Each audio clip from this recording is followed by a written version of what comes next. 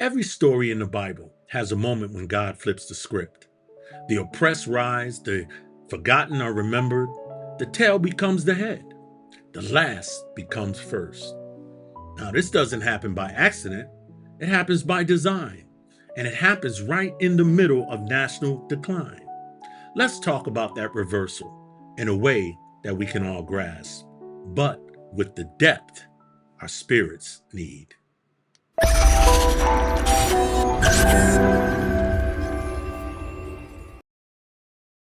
The reversal, when the last becomes first. In the grand tapestry of God's unfolding plan, we witness a remarkable pattern, a divine reversal that turns the world's expectations upside down. When nations tremble under the weight of judgment and uncertainty spreads across the land, something extraordinary happens among God's people. They don't crumble, they awaken. They don't retreat, they rise with renewed purpose and holy conviction. One of the clearest biblical truths from Genesis to Revelations is that God never lets injustice last forever. When people are mistreated for a long period of time, when truth is buried, when a nation mistreats the vulnerable, God steps in. And when he steps in, he always, flips the order. We see this principle in Deuteronomy chapter 28, verses 43 and 44. Listen to what that says. It says, "The alien who lives among you shall rise higher and higher above you, and you shall come down lower and lower. He shall lend to you, but you shall not lend to him. He shall be the head, and you shall be the tail." Now, that was the curse for disobedience. But every curse in Scripture has a reversal when God brings justice. A reversal means that what was down, gets lifted. What was lost becomes found. What was last becomes first. What was ignored becomes chosen. Throughout the Bible, God has always stepped in when his people have suffered long enough. For example, in Exodus chapter 9, verse 16 in the Amplified, God tells Pharaoh this.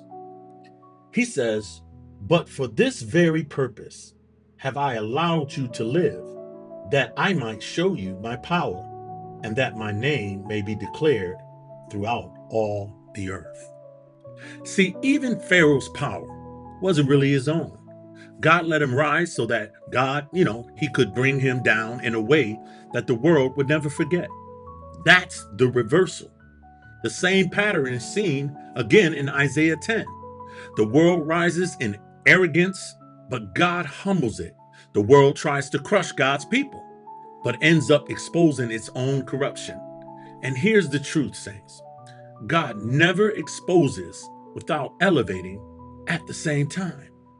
See, while a nation faces judgment, God's people often experiences awakening. Look at this. This is called the curse for disobedience. When people refuse God's truth long enough, he'll let them be ruled by their own thinking. And what feels like freedom will slowly turn into confusion. Romans chapter 1 and 28 describes the sobering reality. It says, "Since they did not think it worthwhile to retain the knowledge of God," he says, "he gave them over to a depraved mind." See, this isn't God's desire, but his respect for human choice. When a society persistently rejects divine truth, God allows people to experience the full consequences of their rebellion. What begins as apparent liberation gradually descends into moral confusion, society chaos, and spiritual darkness. The path away from God's truth never leads to the freedom it promises. Instead, it binds people in chains to their own making. See, while a nation faces judgment, God's people often experiences this type of awakening. While system falls and fails, God's people rise. While the world gets confused, God's people gain clarity. This is the divine reversal. It's the story of Joseph, who went from the pit to the palace. It's the story of Moses, who went from slave child to deliverer. It's the story of David, who went from a shepherd boy to a king. It becomes the story of everyone and anyone that God chooses to lift in moments of national shaking. God doesn't need perfect conditions to raise his people. He often raises them in the middle of collapse because collapse clears space for new leadership. This is why the scripture says in Isaiah 60, verses 1 through 2 in the Amplified, listen to what he says. It says, "Arise from the depression and prostration in which circumstances have kept you. Rise to a new life, saints.